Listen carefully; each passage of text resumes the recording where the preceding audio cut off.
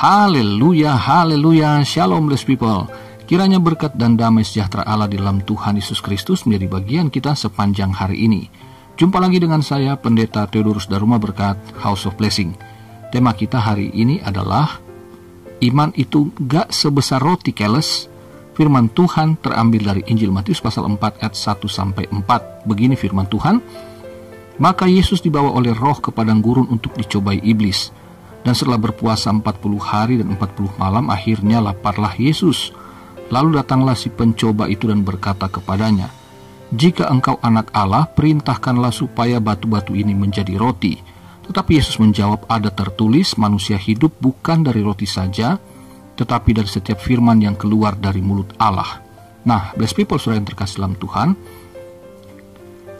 ayat-ayat yang kita baca tadi menunjukkan bahwa Yesus, Allah yang berinkarnasi menjadi manusia, memiliki rasa lapar sama seperti saudara dan saya.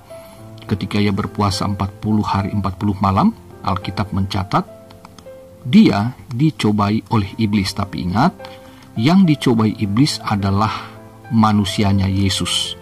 Sebab kealahan Yesus tidak dapat dicobai oleh siapapun juga. Dalam rasa laparnya adalah wajar jika Yesus membutuhkan makanan. Pada saat itu di Israel, dan masih sampai pada hari ini sih, kebutuhan utama atau makanan utama daripada orang Israel adalah roti. Yesus digoda untuk menggunakan kuasanya mengubah batu menjadi roti. Tetapi Yesus tidak mau melakukannya. Mengapa? Karena Yesus tidak ingin menggunakan kekuasaan dengan serampangan. Dia tidak ingin mendemonstrasikan kemahakuasaannya atas permintaan iblis. Karena Yesus nanti akan mempraktekkan apa yang disebut mujizat-mujizat karena kehendak Bapanya yang di sorga. Jadi bukan atas tuntutan dari pihak manapun, saudaraku, tapi karena kehendaknya sendiri. Nah, saudara yang terkasih, dikatakan manusia itu membutuhkan roti, seperti dia, Yesus pada saat itu. Namun, Yesus kemudian menunjukkan yang paling utama yang menjadi kebutuhan manusia adalah firman Allah. Saudaraku, kemarin siang saya mendapatkan WA dari seseorang yang kecewa berat sama Tuhan. Anak muda ini adalah seorang pelayan Tuhan.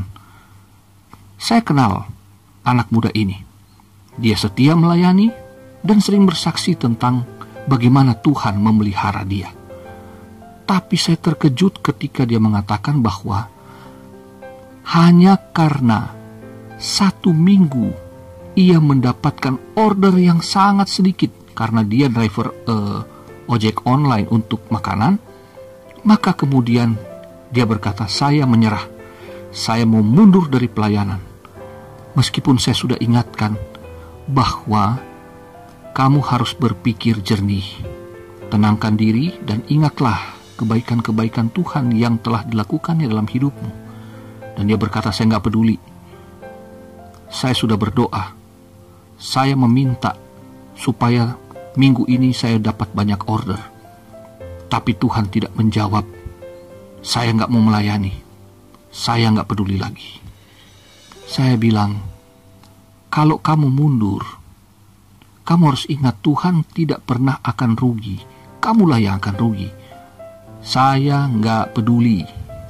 Saudaraku, bertahun-tahun melayani Tuhan, bertahun-tahun mendengarkan firman Tuhan, tetapi ternyata tidak membangun imannya.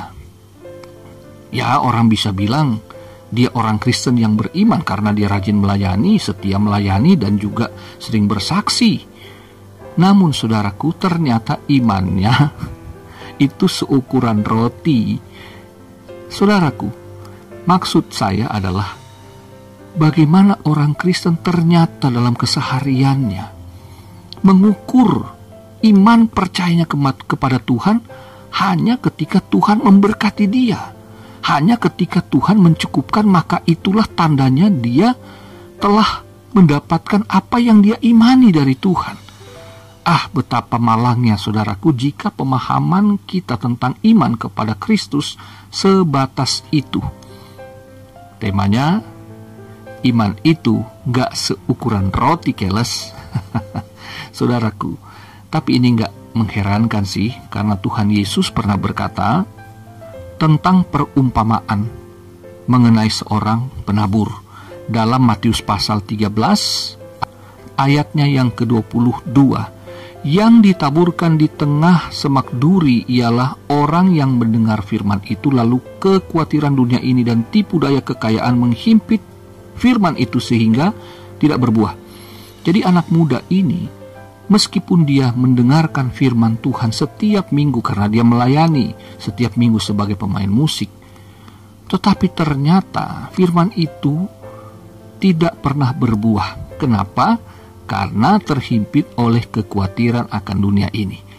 Jadi ada 4 jenis tanah yang Yesus sampaikan di dalam perumpamaan itu, dan ternyata anak muda ini ada di tanah hati yang menghasilkan semak duri doang, saudara. Nah, mari kita belajar dari apa yang dikatakan di sini. Memang kita ada saatnya Tuhan uji. Tidak selalu mudah, saudaraku. Tidak selalu apa yang kita imani, kita yakini, itu pasti akan diwujudkan oleh Tuhan dalam bentuk sesuai yang kita inginkan. Iblis menghendaki Yesus mengubah bentuk batu menjadi roti. Jadi Yesus sedang dicobai sebagaimana kita sedang dicobai untuk mengubah batu menjadi roti. Iman hanya seukuran roti, seukuran kebutuhan hidup kita. Nah, saudaraku, Tuhan Yesus mengutip Ulangan pasal 8 ayat 2 dan 3 mengenai apa yang menjadi jawabannya atas pencobaan iblis.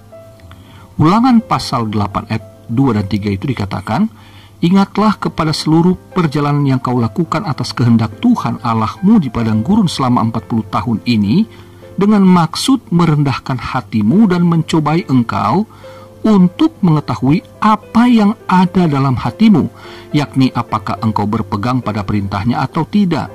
Jadi ia merendahkan hatimu, membiarkan engkau lapar, dan memberi engkau makan mana yang tidak kau kenal dan yang juga tidak dikenal oleh nenek moyangmu, untuk membuat engkau mengerti bahwa manusia hidup bukan dari roti saja, tetapi manusia hidup dari segala yang diucapkan Tuhan." Nah, bagian terakhir itu yang dikutip oleh Tuhan Yesus, bahwa umat Israel atas kehendak Tuhan, mereka harus lewat di padang gurun selama 40 tahun. Jadi saudaraku, kehidupan kita di dalam Kristus yang penuh dengan tantangan dan rintangan, itu semua dalam rangka Tuhan ingin membentuk kita. Sebagaimana dikatakan kepada Israel, bahwa Tuhan sengaja mengizinkan adanya banyak kesulitan. Supaya apa? Kita rendah hati, dalam arti kita bergantung sepenuhnya kepada Allah, dan kita memiliki hati yang murni di dalam mengiring Tuhan.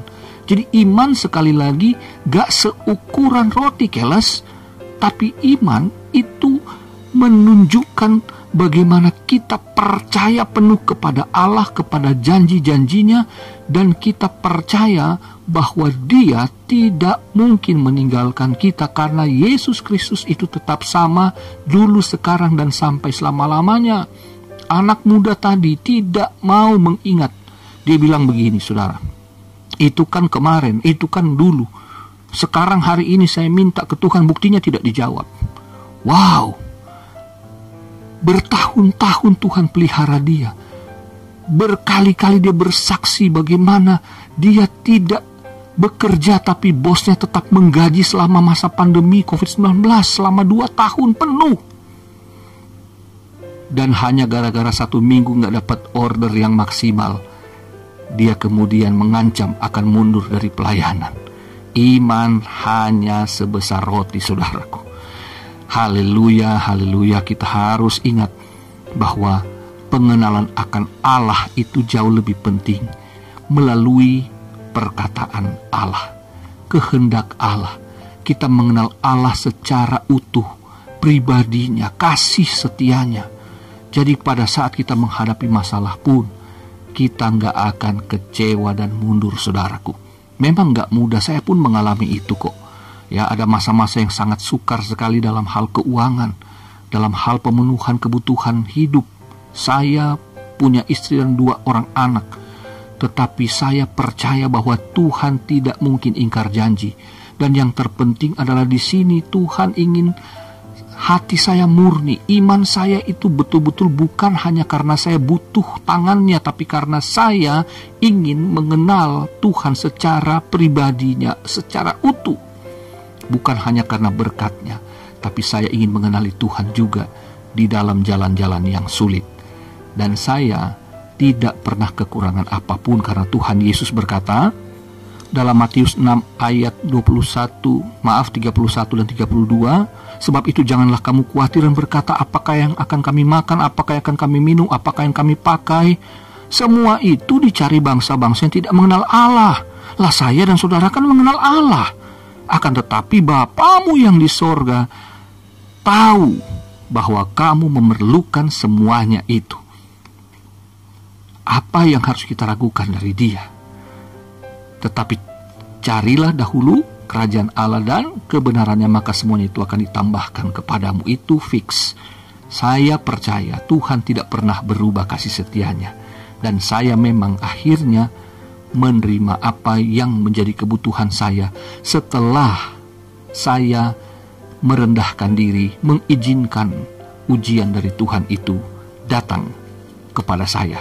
Karena pada akhirnya pun ketika Yesus tetap berpegang teguh kepada apa yang menjadi prinsip yang utama. Lalu kemudian Matius pasal 4 ayat 11 itu setelah Yesus dicobai dikatakan, lalu iblis meninggalkan dia dan lihatlah malaikat-malaikat datang melayani Yesus. Di saudaraku, ketika kita bertahan sebagaimana Yesus tidak mau tunduk kepada keinginan daging, apalagi keinginan dosa, terutama soal kebutuhan hidup, maka kita akan melihat Allah akan mengirimkan berkat-Nya, segala yang kita butuhkan tepat pada waktunya. Mari kita tetap satukan hati kita, iman percaya kepada Kristus, bukan kepada roti, bukan kepada berkat-Nya, tapi kepada Allah, Sang sumber berkat, Sang roti hidup. Selamat beraktivitas, Tuhan Yesus mengasihimu, Tuhan Yesus memberkatimu. Haleluya, blessed people.